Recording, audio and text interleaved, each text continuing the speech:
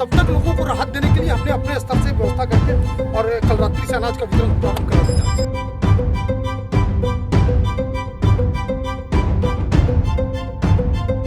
बोल के गए हैं कि हम व्यवस्था करेंगे खाने पीने का। हाँ, लेकिन अब व्यवस्था क्या करेंगे, कब करेंगे, ये तो उनके ऊपर है। वैशाली जिले के लालगंज नगर जल निकासी व्यवस्था को लेकर जनता परेशान है, लेकिन पिछले कुछ दिनों से लग रहा है कि जनता से ज्यादा प्रशासन, परिषद और विधायक परेशान है। परेशान होने की वजह भी है, जनता ने अल्टीमेटम दे रखा है। इसी सिलसिले में लालगंज विधायक संजय सिंह नगर परिषद के अधिकारियों और जल संसाधन विभाग के अभियंताओं के साथ कादो कीचड़ हेलते हुए नजर आए हैं। इससे पहले भी घुटने भर पानी में उतरे विधायक को आपने तो देखा ही होगा। अब चलिए जरा खबर को विस्तार से बता देते हैं। वैशाली जिले के लालगंज बाजार ही नहीं बल्कि देहाती क्षेत्रों में भी लगातार हुई बारिश ने कहर मचा रखा है। नतीजा ये है कि खाने को लाले पड़े हैं और लोगों के बाथरूम और बेडरूम में ज्यादा अंतर नहीं रह गया है। शहर अगर इस कदर जलमग्न हो गया कि आम जनता सड़कों और टीलों और ऊंचे स्थानों पर अपना आशियाना बनाने को मजबूर हो गई है। लालगंज विधानसभा क्षेत्र बीमारियों का घर होता जा रहा है। लालगंज के विधायक संजय कुमार सिंह ने जिला प्रशासन से बात करके तीनपुलवा चौक पर साइफन डालकर पानी निकासी का इंतजाम करवाया था, लेकिन यह समाधान अपर्याप्त होने की वजह से रविवार को विधायक संजय कुमार सिंह, नवीन गुप्ता और जल संसाधन विभाग के अभियंताओं के साथ सरड़िया पंचायत के वार्ड नंबर 13, 12 गंडक नहर का मुआयना करने खुद पहुंचे। मुद्दा यह था कि लालगंज के बाहरी क्षेत्रों से जो पानी शहर में आ रहा है उसको कैसे रोका जाए, साथ ही नगर में जमा पानी को बाहर कैसे निकाला जाए। सुबह सवेरे टिप टिप बरसते पानी में छाता लेकर टीम के साथ पहुंचे जफराबाद लुइस गेट पर विधायक और उनकी टीम ने हाल का जायजा लिया, लेकिन गंडक का जल स्तर ज्यादा होने के कारण लुइस गेट पर बांध का गेट खोला नहीं जा सका। अगर जलस्तर कम होता तो गेट खोल देने से पानी वापस नदी में जा सकता था, लेकिन फिलहाल जनता को और इंतजार करना पड़ेगा। बाकी अन्य 2 जगहों पर जहां से पानी शहर में दाखिल हो रहा है उसे बंद करने के तत्काल निर्देश दिए गए हैं। प्रकृति की मार झेल रहे लोगों की मदद के लिए अपेक्षित कदम भी उठाए जा रहे हैं। खाने पीने का बंदोबस्त भी किया गया है और आगे भी इस पर विधायक की नजर है।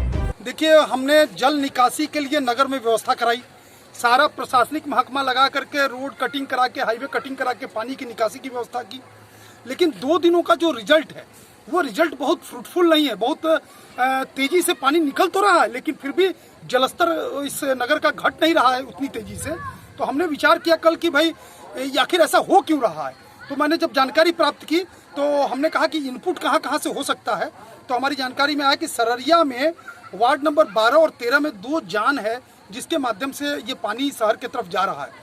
तो हमने कल सभी जो सिंचाई से संबंधित जो जल संसाधन है उसके विभिन्न जो फैकल्टीज़ हैं, समझिए एक तरह से सीधे जो भी उसके विभाग हैं, उन सभी के अभियंताओं से बात किया इस विषय पे। तो कोई ठोस उसका उत्तर नहीं आ पा रहा था कि किस महकमे के जिम्मे ये जान है।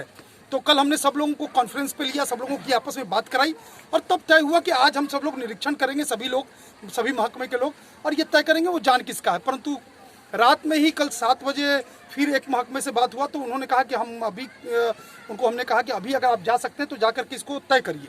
वो आए और उन्होंने तय करके कहा कि नहीं, ये मेरे जिम्मे है। वो जो ड्रेनेज कैनाल है हाजीपुर का ड्रेनेज डिवीजन है उसके जिम्मे है और वो अभी काम प्रारंभ हो रहा है। वो जाम बंद करने का काम प्रारंभ हो रहा है। वो बंद हो जाएगा तो टाउन में पानी जाना इधर से बंद हो जाएगा। हमारे बड़े बुजुर्गों ने कहा है कि बिना खाए न छुदा बुताए, बिना देखे न नैन जुड़ाए। अपनी आंख से हमने देखा है तो उस चीज को हम महसूस कर सकते हैं कि पानी का कितना फ्लो टाउन की तरफ जा रहा है। और कोई कहता है, कोई समझाता है तो कुछ बातें समझ में आती, कुछ नहीं आती हैं। इसलिए हमने कहा कि नहीं, धरातल पर चल करके इस चीज को देखेंगे और इसके समाधान का रास्ता निकालेंगे। तो सर क्या कुछ आगे प्लानिंग हो रही है अब? तो देखिए, अभी तो सारी चीजें अस्थायी हो रही हैं, सारी चीजें अस्थायी हो रही हैं। जिस जान को हमने देखा है वहाँ अगले बरसात के पहले वहाँ पे गेट हम बनवाएंगे ताकि जब आवश्यकता हो उसके हिसाब से उस गेट का उपयोग किया जा सके। लेकिन अभी तो केवल उसको बालू भरी बोरियों से और ऊपर से जेसीबी से मिट्टी से कैसे भी उसको बंद करेंगे। अभी बंद करने का काम रात तक हो जाएगा। ये तो जब तक पानी नहीं निकलता तब तक जिनका घर डूबा हुआ है उनके लिए कुछ क्या व्यवस्था? जी हाँ, कल रात्रि में हमारे सारे कार्यकर्ता घर घर गए हैं और सभी जो वार्ड डूबे हैं वहाँ पर भारतीय जनता पार्टी के कार्यकर्ताओं ने अनाज और राशन मुहैया कराया है। आज भी वार्ड नंबर 1 में अभी काम चल रहा है। वो राशन मेरी ओर से, भारतीय जनता पार्टी की ओर से वो राशन मुहैया कराया जा रहा है। ऐसी समस्या जहाँ भी है, ये तो निजी कोष से आपने किया, कम्युनिटी किचन की भी कोई व्यवस्था है क्या? हाँ, कि इस तरह का? वो अभी हम डीएम से बात करेंगे, जिला पदाधिकारी से बात करके और इस बात का प्रावधान कराते हैं कि कहीं कहीं कम्युनिटी किचन भी प्रारंभ कराया जाए। इसका प्रयास मेरा रहेगा।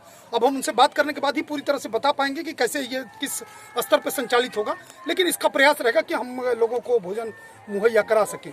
और ग्रामीण क्षेत्रों में अभी इस सुलिस गेट को हम इसलिए देखने आए थे कि ऐसी जानकारी मिली थी कि इसका जलस्तर थोड़ा नीचे है, तो हमने देखा कि अगर जलस्तर नीचे होगा तो सुलिस गेट खोल करके ये पानी नगर का इस तरफ डालेंगे, लेकिन अभी तो यही ऊपर है और ये अभियंता यहाँ है। इनको हमने कहा है कि अगर 3-4 दिनों में इस नदी का जलस्तर थोड़ा घटता है तो इस गेट को खोलिए, ताकि ये पानी ग्रामीण क्षेत्रों का और शहरी क्षेत्रों का इसके माध्यम से जाए और लोगों को थोड़ी राहत मिल सके।